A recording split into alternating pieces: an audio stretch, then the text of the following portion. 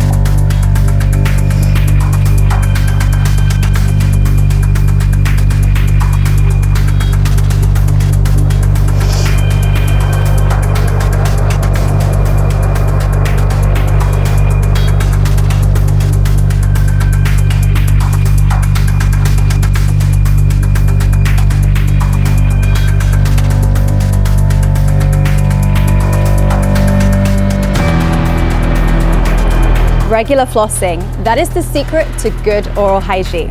And this is Circus Town.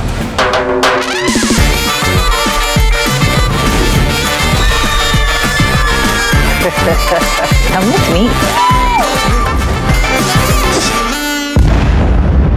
me. Pure amazement. Welcome to Circus Town. I'm Chloe Crawford. The Atomic Saloon show is at the wild frontier of circus in Las Vegas. And they got the hairiest acrobat I ever done seen. Here's Christian. I don't want to think about the bad things that could happen. I don't let my brain go there. The most dangerous part of the act is when he's on my feet and we go up. With the live audience, like, there's always the chance that something random's gonna happen, like anything.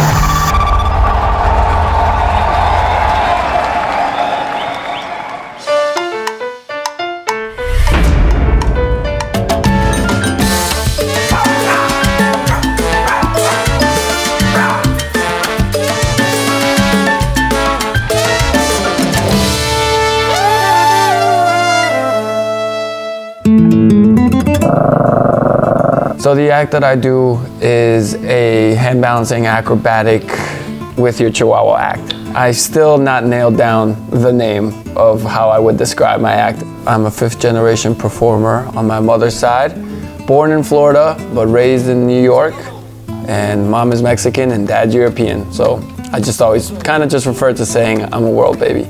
So I actually grew up into a circus family. So when you're a circus kid, you kind of grow up learning different things. I was unicycling when I was like 7 and juggling when I was 8 and doing like walking wire when I was somewhere around that age. And then when I was 10, I started doing hand balancing.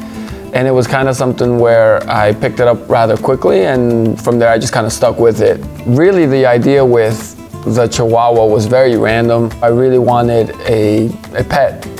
So my parents got me a Chihuahua because he was small and easy to travel with. It was Scooby at the time, and he would do this thing with his paws when he moves his paws up and down. And one time I was laying on the floor watching TV, and he was sitting like on my back, just hanging out there while my dad was eating. And he wanted whatever my dad was eating, so he started doing this thing with his paws up and down, and it was kind of funny to us. And my dad was like, why don't we bring him to practice and try that trick that you do, and we'll put him on your back and see if he does it there, like maybe it's a trick. So we did, we tried it, it was cute. So then it kind of became like a game, like almost like, all right, cool, like what else can we try?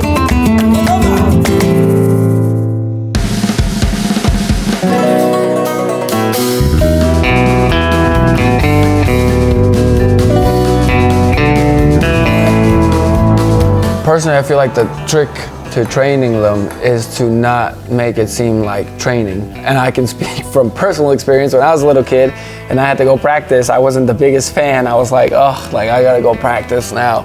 But when you enjoy practice, it's a little different vibe. Like you're more excited for it. With the pups, obviously, I don't want them to be like, oh man, like it's practice time. Like you want them to want to do that. And my expertise, I just want it to be so that they think like we're playing around.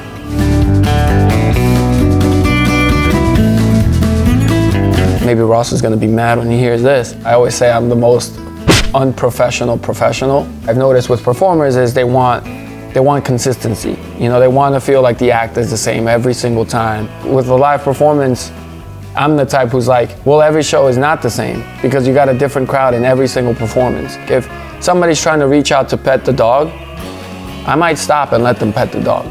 Even though the show's supposed to be our time to, as an audience, to kind of get away from reality, it also brings us back down to earth to be like, oh wait, he is just a person with his dog. Like, and that almost makes what you do on stage even more impressive.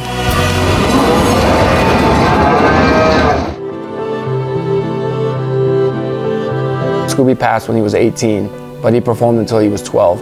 In a way, we kind of are like thinking already ahead with like Percy, who's a little bit older now, but it's really hard because he evidently like still loves it. Like before we go out in the show, he like gets into a basket before the act starts. Like he gets super excited to get in there. I don't want to take that away from him. It's really hard. So that can get emotional and really tough sometimes. Milo's done all kinds of shows that we already do. So when I'm leaving, I'm just taking the younger one, Milo. He'll still jump in the little travel bag. Like he wants to go, he's ready to go. It's his routine. So it feels bad to tell him like, you're not going on this one. It's harder for me with Percy because Percy, you could say I raised him. I don't know that I could plan like a last performance with him because I wouldn't be able to get through it without like crying in the middle of the performance. For now, he's good, but it's looming.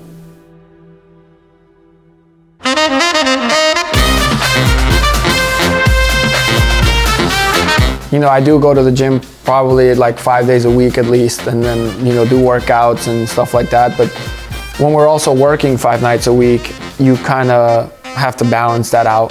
You know, you don't want to overwork yourself. So it's really me that has to train every day, if you put it that way. Whereas like, they don't need to train. They know what they're doing. Like, I feel like for them, it's kind of like riding a bike, and it's just like a routine. Like they won't forget. Everything that we do, everything that we have is almost like thanks to Scooby, because if he didn't start it, like we wouldn't be doing this. Like it just started so randomly that I owe like all the gratitude in the world to a little like 6-pound chihuahua.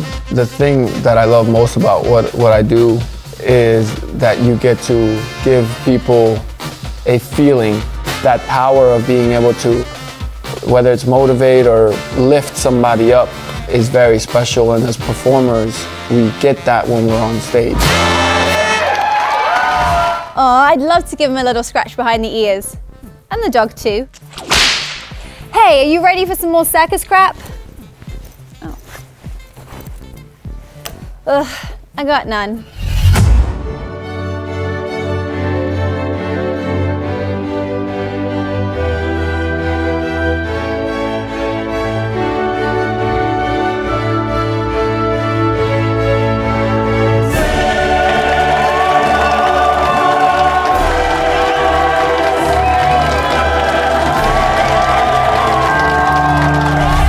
I'm sure I could do that, but I wouldn't want to get in the habit. What is that? Hey, you've heard of the circus coming to town, but what about a circus that buys a town? Spiegelworld did. Nipton is a little town on the edge of California's Mojave Desert, just an hour from Las Vegas. Well, Ross, the impresario extraordinaire, is keen to show us some of the luxe accommodation in store for the circus folk. Oh, this is beauty.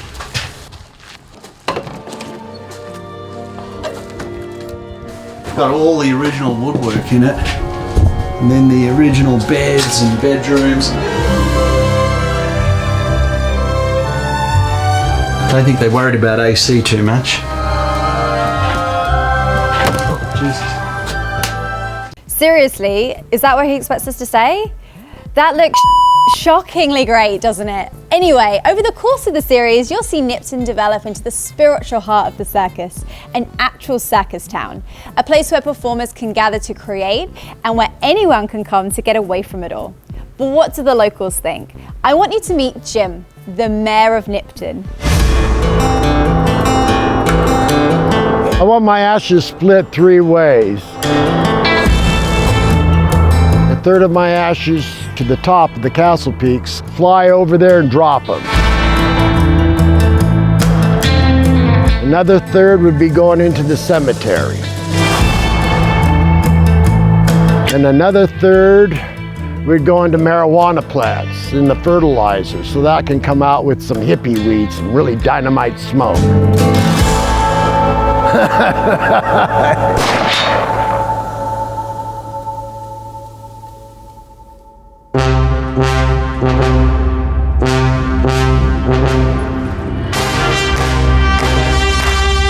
Welcome to Nipton. My name is Jim Esslinger, and I'm going on 14 years living here. I'd like to give you a tour of my beautiful little town here.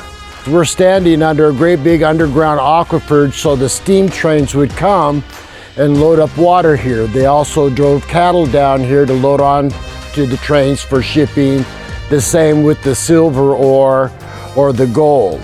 This is the trading post. We used to sell lottery tickets and scratchers, have all kinds of souvenirs, sell handcrafted artwork, jewelry, and all kinds of things in here. A friend of mine asked me if I wanted to go on an adventure. And I thought to myself, being a long haul truck driver, I need a break. So mentally I says, yeah, I can give you a couple months. And just like the Hotel California song, I checked in and I can't leave.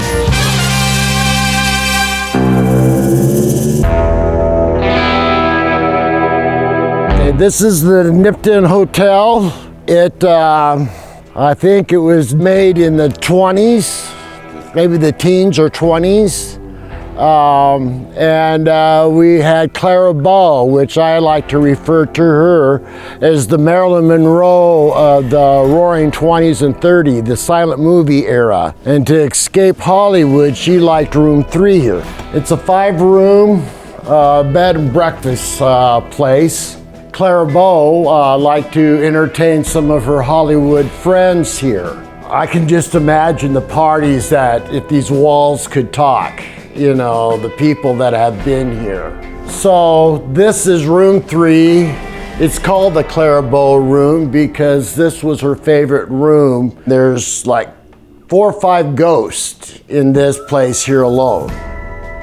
And one speaks Spanish, one speaks French. They accept me, they appreciate me, and people that have stayed here from all over the world says, I felt a presence last night, and I go, oh, just roll over and let them spoon with you. They'll leave you alone. I was drafted to become mayor, and I've been mayor for about 6 years. And I've asked, who am I going to be running against next time? And they told me, oh no, it's a lifetime membership. And somebody made me a scepter and I carved mayor on it, so when I pass away, it'll go to the next person. Okay, this is the jailhouse sitting right here for drunks, disorderly people. And hopefully it'll be reconstructed and we can use it again. You can see how small it was, so you better be good. So let's see if we can find ourselves a snake.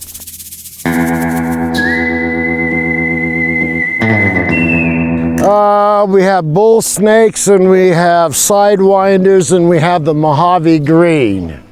Mojave green is one of the most deadliest snakes, rattlesnakes there are. If you got bit out here, you wouldn't be able to make it to the doctors in time.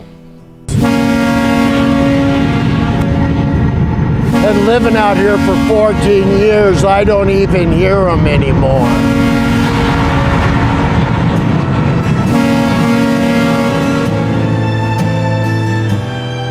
The last time I saw the snake was right over here. He's already gone. In the picture I took, he was right here. I had one as a pet for a year. The name of my pet was Mean Green. And when he died, out of respect, I turned him into a cane. I've never been bit by a snake. I've caught them by hand, and my wife thinks I'm crazy, and she won't allow me to have another pet like that anymore. They're very aggressive, very deadly. And I guess I'm into that to check my reflexes to see how fast I am. And so far, so good.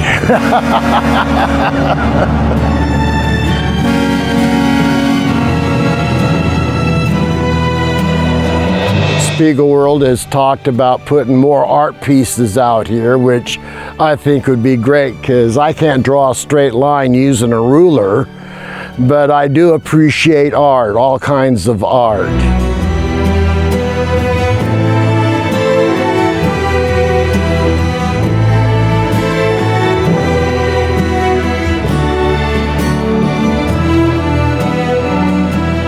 Jim is an old truck driver from Washington.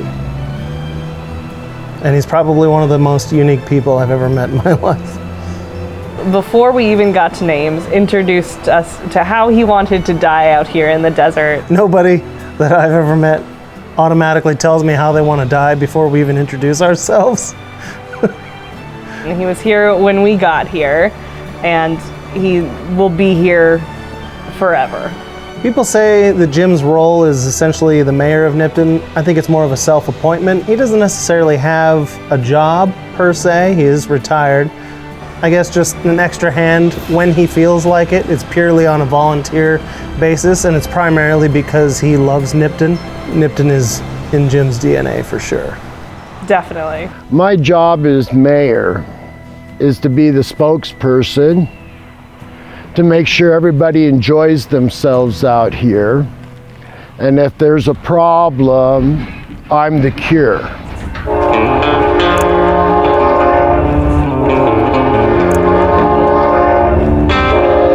So this is my Nipton. I wouldn't want to live anywhere else.